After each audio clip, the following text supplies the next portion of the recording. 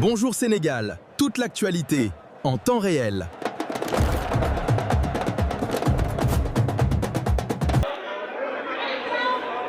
Ngaha ryakoze ibara kabisa gakose gara amabotiki bombe ryashirira hagwa bana rega hano abantu bahombeye kabisa ibya bindi bavugaga ngo intambara irasenya inyumba ngaha mbega ani kinigi kabisa kinigi kubiro hamwe hashamikiye imihanda gumwe gugiye ruki ugiye gatoyi kabisa niho hamwe hahiye inzu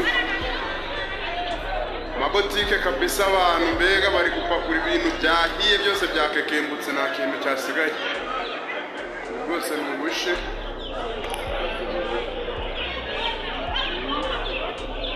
ibijyanye ibyo byabaye n'ibipapuro yani hatari kabisa hatari ni hatari ibintu byakomeye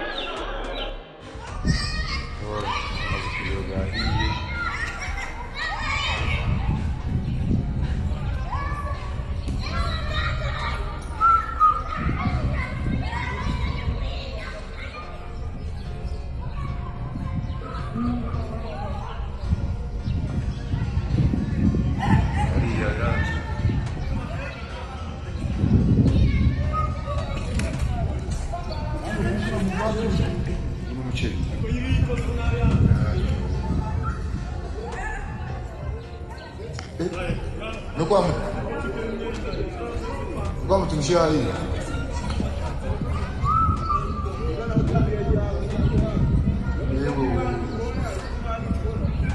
Chào rất là nhiều quá luôn.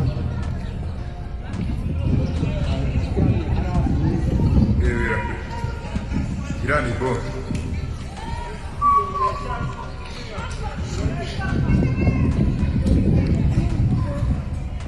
Wewe Kinigi kubiro.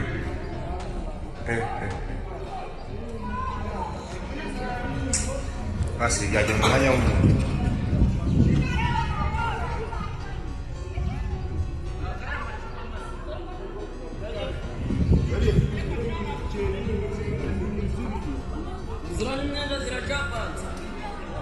Au moins 21 personnes, dont 15 militaires de FARDC, ont été tués mercredi 20 mai 2026 dans des violents affrontements entre les Tugonéo alliés à la F-123 et l'armée congolaise appuyée par les Wazalem, des éléments burundais dans les territoires de Fizi et de Mwenga dans la province du Sud Kivu. J'espère.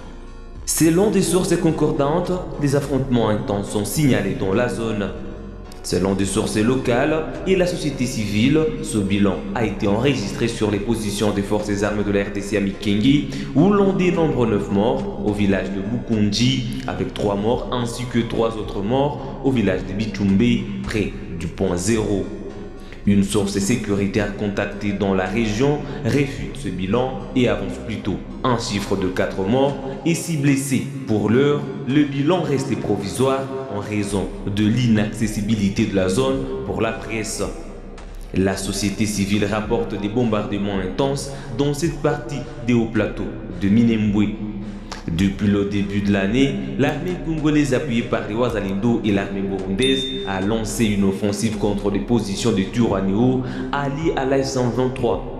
Ces combats se poursuivent malgré le cessez-le-feu censé être respecté et le protocole humanitaire signé entre Kinshasa et le mouvement politico-militaire AFC-M23. Jeudi, l'AFC-M23 a accusé l'armée d'avoir bombardé les villages de Minembwe. Plusieurs dégâts ont été enregistrés dans la zone selon le mouvement. Au moins une trentaine de vaches ont été décimées.